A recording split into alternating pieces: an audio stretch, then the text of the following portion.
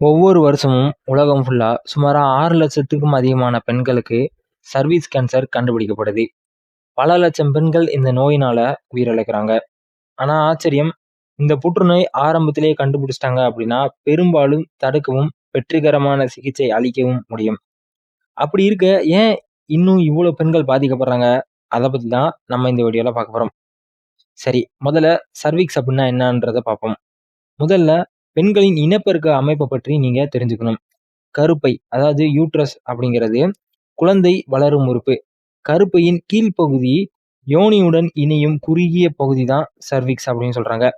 இந்த சர்விக்ஸ் பகுதியில் இருக்கிற செல்களின் அசாதாரண மாற்றங்கள் பல ஆண்டுகள் மெதுவா சேர்ந்து புற்றுநோயா மாறும்போது தான் அதை சர்விக்ஸ் கேன்சர் அப்படின்னு சொல்றாங்க. இது ஒரு நாள் 2 நாள்ல உருவாகிற நோய் கிடையாது. 10ல இருந்து 20 வருஷம் வரைக்கும் மெதுவா வளரும். அதனால தான் ஆரம்ப பரிசோதனை அப்படிங்கிறது ரொம்பவே முக்கியமானது. சரி, இந்த சர்வீஸ் கேன்சருக்கு ரொம்பவே முக்கியமான காரணம் ஹெச்பிவி அப்படின்னு சொல்லப்படுற ஒரு வைரஸ் தான். வாழ்க்கையில ஏதாவது ஒரு கட்டத்துல பலருக்கும் இந்த ஹெச்பிவி தொற்று ஏற்படலாம். பெரும்பாலானவங்க உடம்புல நோய் எதிர்ப்பு சக்தி இந்த வைரஸை சில வருஷங்கள்லயே நீக்கிடும். ஆனா சில ஹை ரிஸ்க் ஹெச்பிவி வகைகள் நீண்ட காலம் உடம்புல இருந்து சர்வீஸ் எண்கள்ல மாற்றங்களை ஏற்படுத்தி அது கேன்சரா மாறுறதுக்கான வாய்ப்பு இருக்கு அப்படின்னு சொல்லப்படுது. சரி, இதனுடைய ஆபத்து காரணிகள் அப்படின்னு பார்த்தோம் அப்படின்னா, புகைப்பிடிக்கிறது, நோய் எதிர்ப்பு சக்தி கம்மியா இருக்கிறது, இந்த மாதிரியான விஷயங்கள் சொல்லப்படுது. சரி, இதனுடைய ஆரம்பகால அறிகுறிகள் என்னது? மாதவிடாய் இல்லாத நேரத்துல ரத்தப்போக்கு ஏற்படும். உடலுறவுக்கு பின்னாடியும் ரத்தப்போக்கு ஏற்படும். கீழ் வயிற்று வலி அதிகமா இருக்கும். இடுப்பு வலி ஏற்படும். உடலுறவின் போதும் வலி இருக்கும். மாதவிடாய் நிறந்த பிறகும் அதிகமான ரத்தப்போக்கு ஏற்படும். இதெல்லாம் இருந்துச்சு அப்படின்னா, நீங்க கண்டிப்பா டாக்டர் பார்க்கறது ரொம்பவே நல்லது. சரி, இந்த நோய் எப்படி கண்டுபிடிக்கப்படுது அப்படின்னு பார்ப்போம். சர்விக்ஸ் பகுதியிலிருந்து சில செல்களை மெதுவாக எடுத்து ஆய்வகத்துல பரிசோதிப்பாங்க.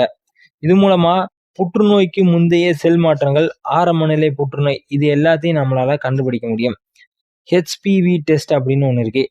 இது வைரஸ் இருக்குதா, எவ்வளவு தூரம் இருக்கு அப்படிங்கிறத பத்தி பயாப்சி மூலியமாவும் பார்த்து செக் பண்ண முடியும். இதுல 4 வகைகள் இருக்கு. முதல் வகையில ஸ்டேஜ் 1 அப்படின்னு சொல்லப்படுது. அதுல அந்த கேன்சர் சர்விக்ஸ்ல மட்டும் இருக்கும். ஸ்டேஜ் 2ல வந்து அருகில் உள்ள திசுக்களுக்கும் அது பரவி இருக்கும். ஸ்டேஜ் 3ல இடுப்பு பகுதியில் மேலும் அதிகமா பரவி இருக்கும். ஸ்டேஜ் 4ல வந்து உடம்புல இருக்கிற பிற உறுப்புகளுக்கும் பரவி இருக்கும். எவ்வளவு சீக்கிரம் கண்டுபிடிக்கப்படுதோ அவ்வளவு சீக்கிரம் சிகிச்சை அப்படிங்கிறது கொடுத்து உங்களை கியூர் பண்ண முடியும். சரி, இதனுடைய சிகிச்சையை பற்றி பார்ப்போம். இதனுடைய பெரும்பாலான சிகிச்சை வந்து நோயாளியோட நிலைமையும் வயதை பொறுத்தும் மாறுபடும். அதுல அறுவை சிகிச்சை, ரேடியோ தெரப்பி, கீமோதெரப்பி அப்படின்னு கொடுப்பாங்க. இது வந்து அவங்களுடைய வயசையும் அவங்களுடைய நோயாளியின் தன்மையை பொறுத்தும் மாறுபடும். இதை எப்படி நாம தடுக்கிறது? உடம்புல ஏதாவது அசாதாரணமான அறிகுறிகள் தெரிஞ்சு அப்படின்னா கண்டிப்பா டாக்டர் பார்க்கணும். அதை அலட்சியப்படுத்தக்கூடாது. புகைப்பிடிக்கிறது, மது அருந்துவது இந்த மாதிரியான விஷயங்கள் செய்யக்கூடாது. வழக்கமான மகப்பேறு மருத்துவரை பார்த்து பரிசோதனை மேற்கொள்ளணும். அதுக்கப்புறமா ஹெச்பிவி அப்படிங்கிற தடுப்பூசி இருக்கு. அதை நீங்க டாக்டரின் பரிந்துரையின் பேரில் அதை நீங்க போட்டுக்கிறது ரொம்பவே நல்லது.